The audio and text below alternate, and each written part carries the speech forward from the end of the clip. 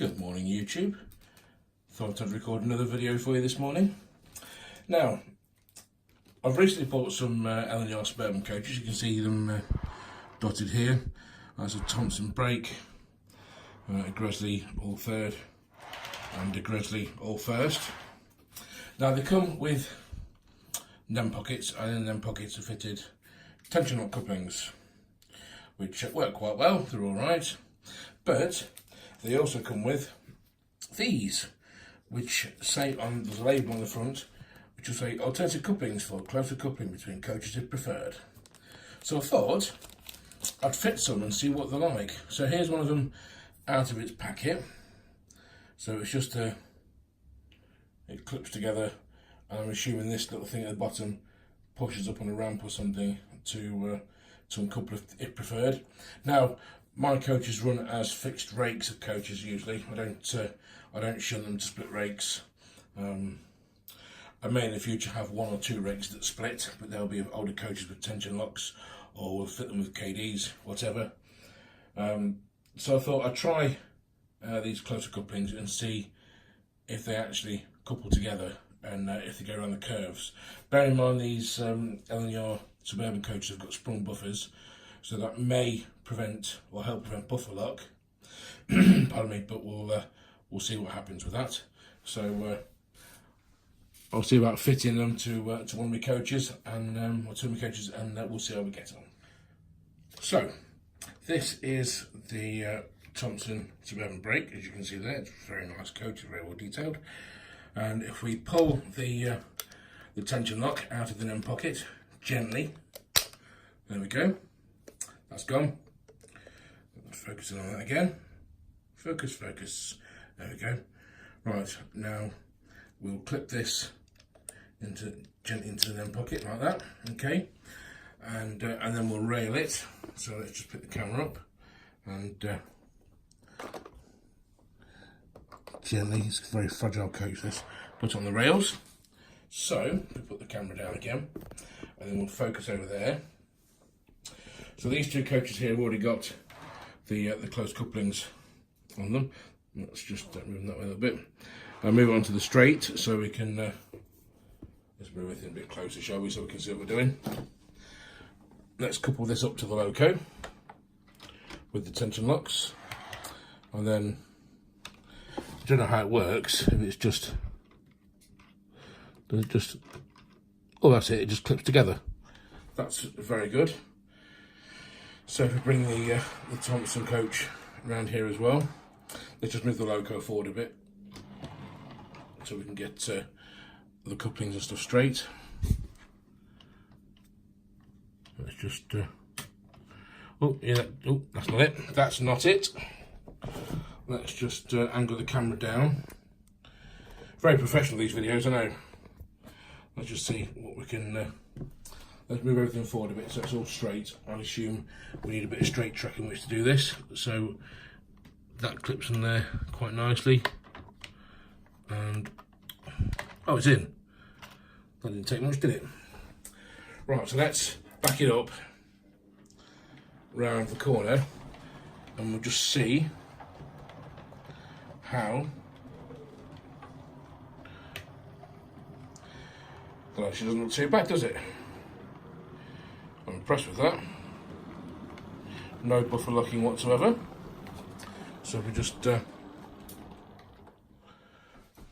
stop there and zoom back out, so you can see it is actually quite closer coupled when you compare it to the Roco. We could probably put them on the Roco as well, but at the moment the intention is to swap the tension locks for KD couplings.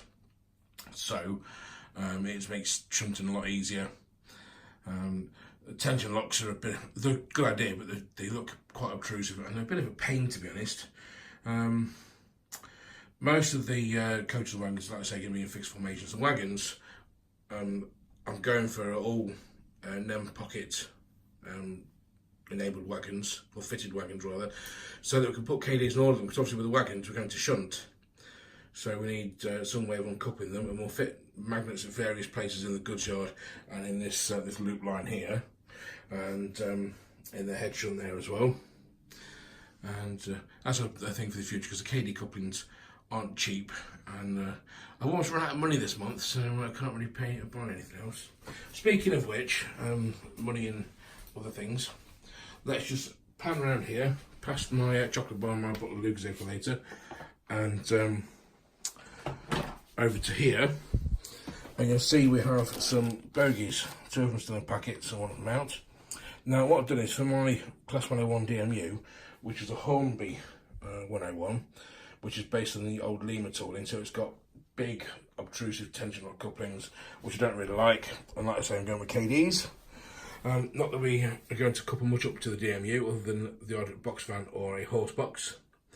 So I thought, if we go with these, there's an NEM pocket in there, we can fit a NEM KD coupling in there, no problem.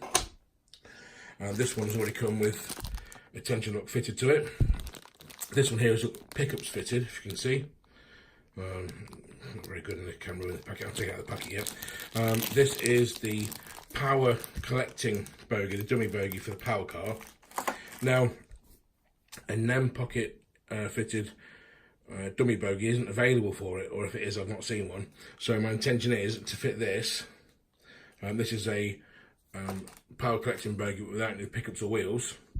So we're going to fit the wheels and pickups and stuff to it, and then run a wire from the front of the DMU all the way to the back where the motor is, just to enable a bit of extra pickup, just so we make it a little bit more reliable. Because only having 2 axles to, with pickups on, a little bit unreliable.